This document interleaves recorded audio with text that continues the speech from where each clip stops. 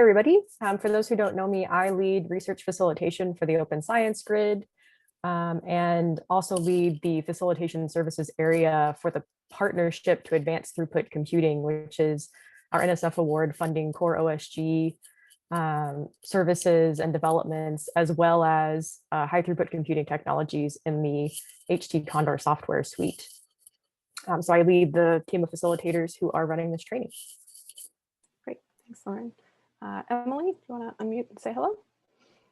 Hi, my name is Emily. I'm one of the research facilitators for Open Science Grid. And I also work locally as a facilitator and application specialist at my local high performance computing center here at University of Nebraska. So I'm in Lincoln, Nebraska right now. Welcome, everybody. Thanks, Emily. Mats. Hey, my name is Mats. I am based in Los Angeles. I work for USC as a computer scientist, and I'm part of this research facilitation team. I also do some infrastructure work for Open Science Grid. Thanks. And Jess? Good afternoon, everyone. My name is Jess Vera. I'm a research computing facilitator with the Center for High Throughput Computing at the University of Wisconsin and with the Open Science Grid.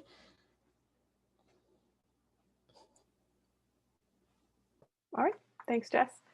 And finally, I'm Christina Cook. I am also based in Madison at the Center for High Throughput Computing, but also, like everybody who just introduced themselves, part of the research facilitation team for the Open Science Grid. I think I saw Marone on the call. Marone, did you want to say hello and or introduce yourself? I will say hello. And I am here to take all the complaints and the blame, but I assume there will be very little. Lauren and her team put together the workshop, and we feel very fortunate to have all of you signing up and listening. And I would just encourage you to stay in touch, to share with us what we can do better and different.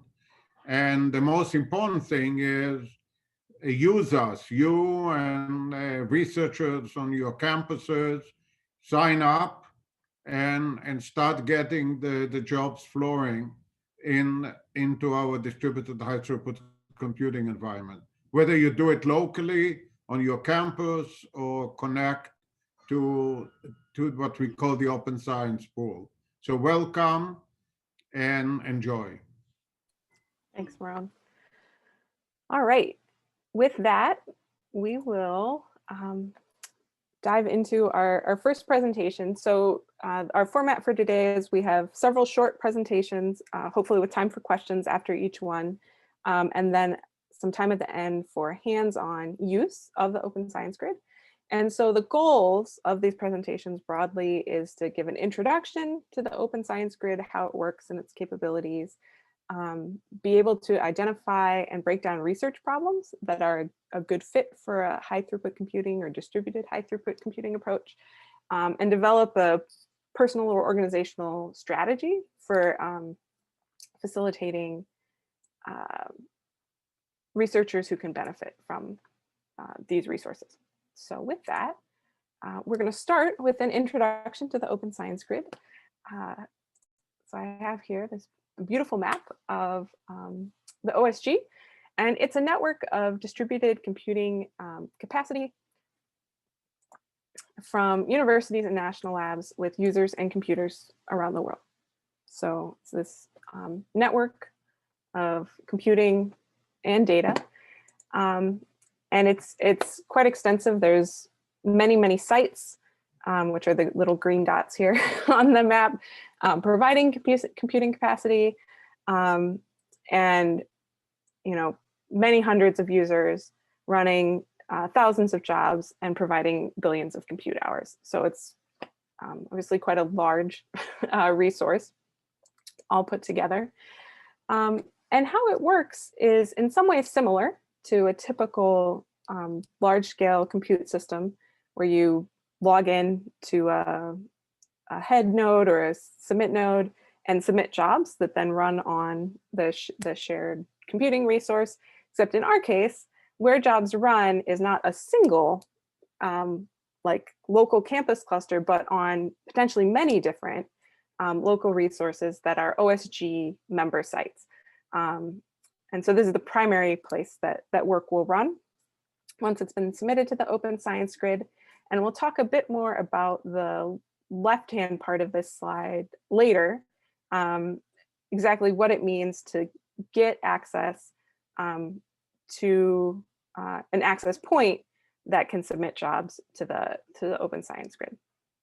So that is the quick outline of what the OSG is. It's this large-scale distributed computing resource supported by sites around the world. So we'll revisit some of those ideas later in later presentations. And so what I want to talk about next is a word that we in the OSG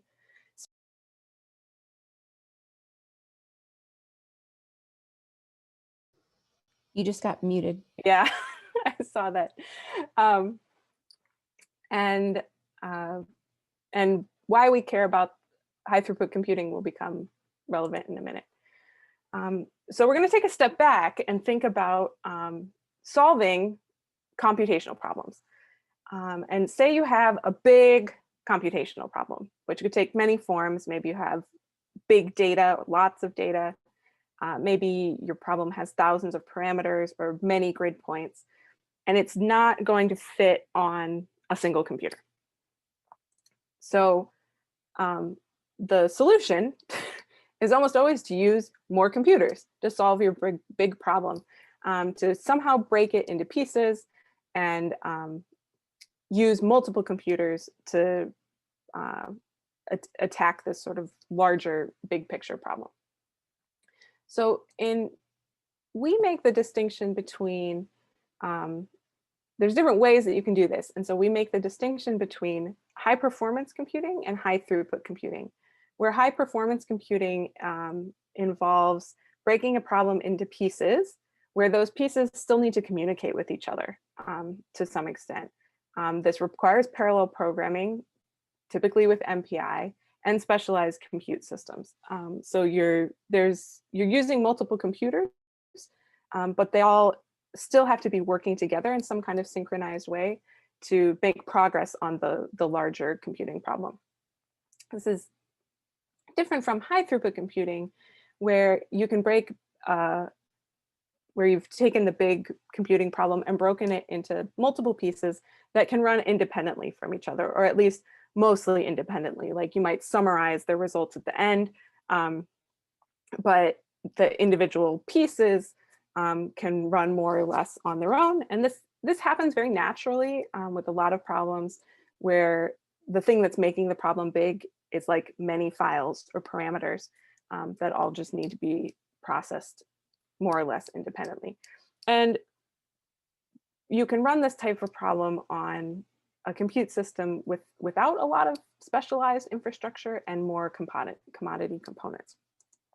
So if any of you have been in workshops with us before, you'll recognize this is our one of our favorite ways to describe the method and the power of high throughput computing. And that is this question of how to make the world's largest cake. How do you make the world's largest cake?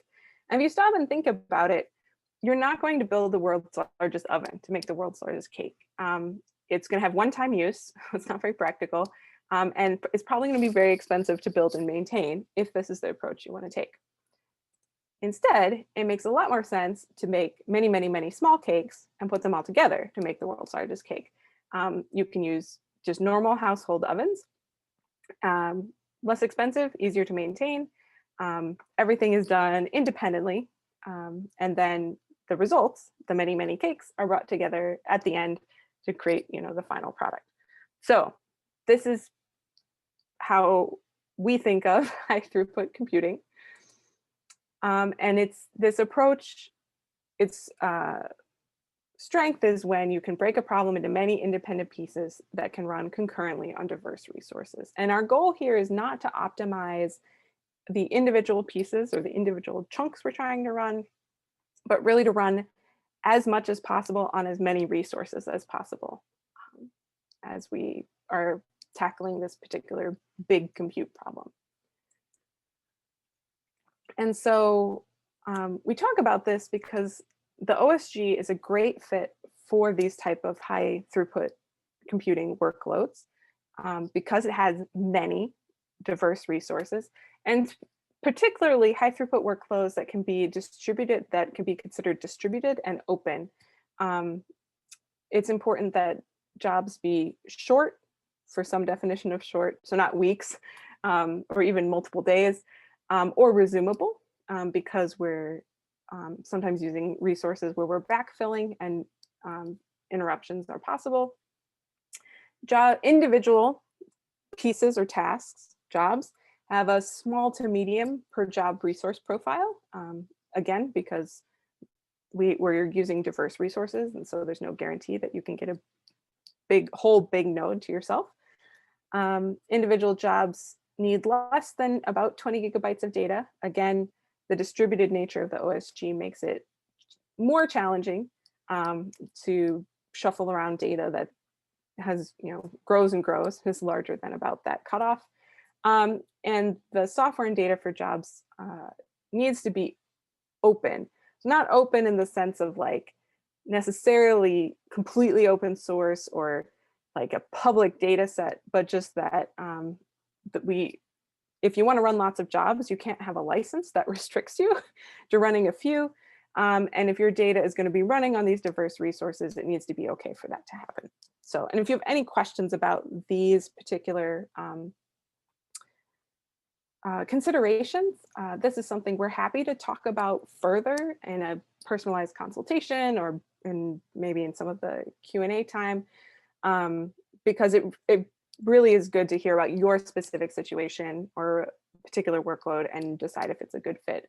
We've summarized some of these ideas into this table about, this is per job, what is ideal for the Open Science Grid in terms of cores, RAM, data files, length, well time, what's still possible and you could still get a lot out of the system, and then things that start to become less practical to run on the Open Science Grid. So again, talk to us for sure if this sounds interesting, but you still have questions about what would be best for a particular workload.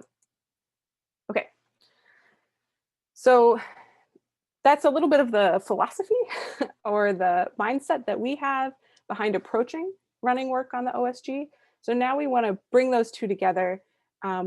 Where can we see an intersection between research problems and this particular method for handling big problems of distributed high throughput computing?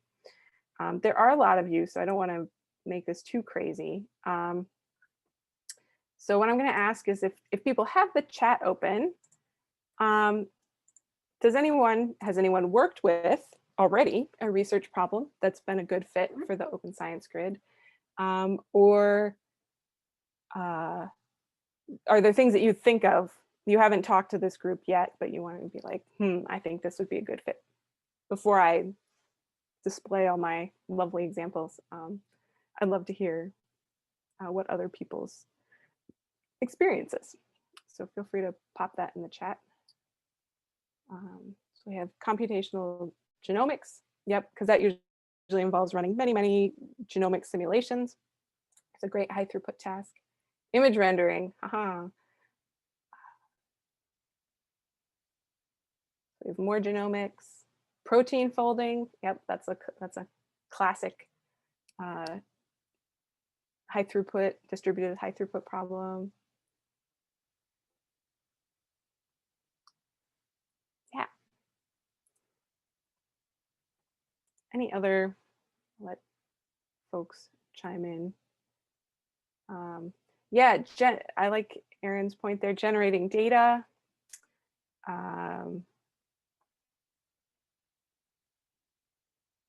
data transformations, neural networks. So across a lot of networks, that's a great example of where you want to do the same thing, but try a lot of variations in like model or parameters. It's a good dHTC fit. All right, cool. So I'll go ahead and move to my next slide, which captures quite a few, but not all of the examples from the chat. So I really appreciate everybody sharing their examples. And yeah, so we see a lot of statistical models, whether that's like Monte Carlo style methods or trying to evaluate a model by running it many times and seeing what happens. Parameter sweeps or testing, sensitivity analysis, I saw in the chat, that's another good example. And then multi-image or sample analysis where you have, N data files that need to be run through a standard pipeline. That's where they're sort of all independent from each other, and away we go. So those are all great examples. Thanks everyone for sharing. And then for those who want to learn more about some people who have used the Open Science Grid for their research, and I'll try to copy these into the Google document as well, so they're a little easier to access. There's some great talks from researchers who have used the Open Science Grid. These were at the past 2 all hands meeting and at, not this past summer, but the previous year's Open Science Grid User School. And so each of these links, you have to look a little bit to find the actual presentations, but they should be available. They should be pretty findable if you kind of use these exact links and look at the detailed view. So I recommend, if you're kind of curious about what this looks like in the real world with real researchers, to check these out and yeah, get some more information. So I think that was all for me. So we'll have a short pause here for questions.